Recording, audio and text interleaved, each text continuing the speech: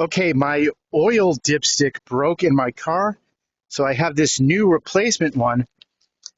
This is an MK6 Jetta 2013, and you see I have this all taped up. It is ridiculous.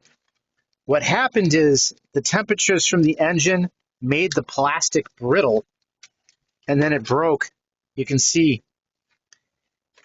So the dipstick has nothing to be housed in. So there's this retainer clip here, and I'm going to have to put it in that and as well pull out the section below that. Here is the replacement one. So you orient it like this.